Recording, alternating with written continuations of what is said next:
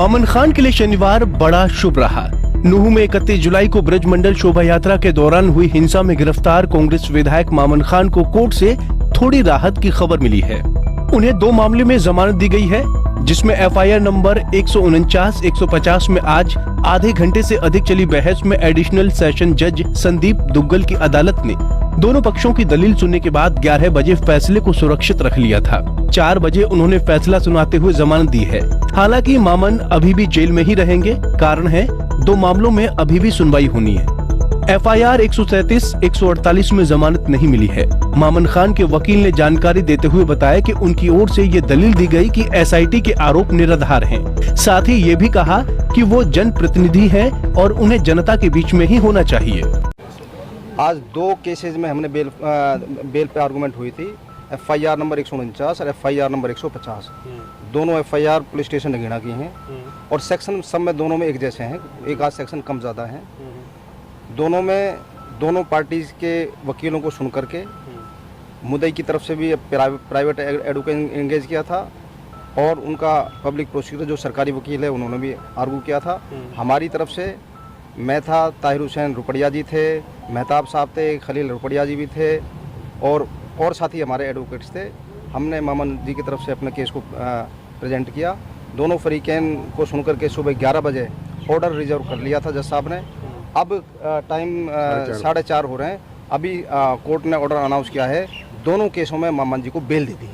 तो ये जमानत जो हुई है कौन से केस में? एफआईआर नंबर 149 और एफआईआर नंबर 150 में। आप आगे की बात करें, उन पे और भी केस 2 मुकदमे 2 एफआईआर और हैं।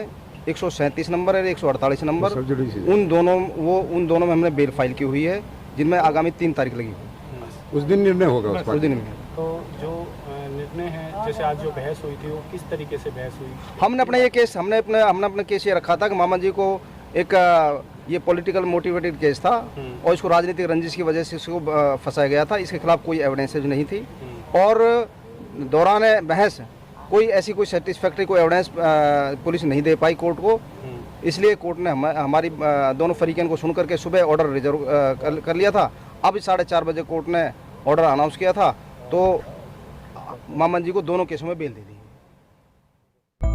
वहीं सरकारी पक्ष से वकील मनीष का कहना है कि जांच में आरोपी विधायक के विरुद्ध कई सबूत मिले हैं। रिमांड अवधि के दौरान जांच में भी आरोपित ने सहयोग नहीं किया। अभी हिंसा से जुड़ी किसी भी एफआईआर में आरोप पत्र नहीं पेश किए गए। 2 एफआईआर पे आज बेल की आर्गुमेंट थी और रेगुलर बेल के लिए मामन खान जी ने अप्लाई किया था और दोनों ही एफआईआर में जो इन्वेस्टिगेशन एजेंसी की जो रिप्लाई है उसमें उन्होंने जो अक्यूज्ड का रोल है वो as a main conspirator and architect of this entire right बताया हुआ है और बहुत सारी ऐसी पॉइंट्स हैं जिस पे कि जांच अभी बाकी है और स्टेट ने बेल को अपोज किया है और हमने विक्टिम्स की तरफ से स्टेट को असिस्ट किया हुआ है कि मामन खान की बेल नहीं ले जाए। डिफेंस काउंसिल का ये कहना था कि मामन खान एक पब्लिक रिप्रेजेंटेटिव हैं और उनको पब्लिक के बीच में होना चाहिए और उनका डायरेक्ट नाम एफआईआर्स में नहीं है, दंगों में उनका डायरेक्ट नाम नहीं है और इस वजह से उनकी बेल ली जाए क्योंकि और भी जो को अक्यूज्ड हैं उनकी पैरिटी के बेस पर जो बेल ली गई है तो पैरिटी के बेस पर बेल एप्लीकेंट मामन खान की भी बेल ली जाए।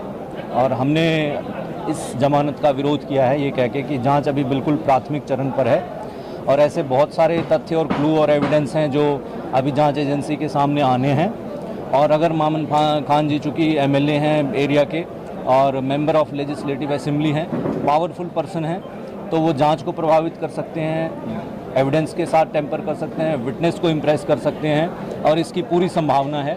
और इस तरह के बहुत से जो प्रोवोक्ड पोस्ट थे सोशल मीडिया पे उनके फॉलोअर्स ने अभी भी डाले हुए हैं, तो इसलिए बेल इस स्टेज पे नहीं ली जाए।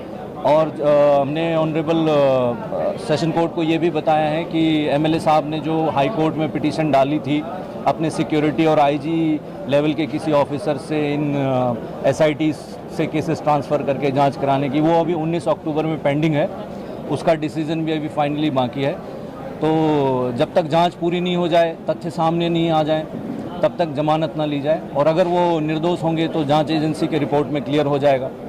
इसलिए इस स्टेज पर बेल लेना विक्टिम्स की इक्विटी को हैम्पर कर सकता है और इस पूरी जांच को प्रभावित कर सकता है। सर? वो जांच एजेंसी के पास है, मैं उस बारे में ज़्यादा नहीं बोलना चाहूँगा पब्लिकली।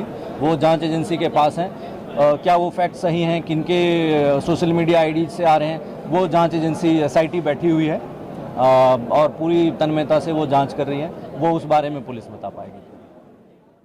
विधायक मामन खान को 14 सितंबर को राजस्थान से गिरफ्तार किया गया था, जिसमें 4 अलग मामलों में उन पर अलग अलग धाराएं लगाई गई। जिला कोर्ट में पेशी के दौरान उन्हें 4 दिन की अलग अलग पुलिस रिमांड पर भेजा जाता है। पुलिस रिमांड पूरी होने के बाद मामन खान को 14 दिन की न्यायिक हिरासत में भेज दिया जाता है, जिसमें वो अभी भी नूंह की जिला कारागार में बंद है। 3 अक्टूबर को एफआईआर नंबर 137 व 148 में सुनवाई होगी। अगर मामन खान को उन मामलों में भी जमानत मिल जाती है तो विधायक जेल से बाहर आ सकते हैं। अब प्रदेश की निगाहें 3 अक्टूबर पर टिकी हैं।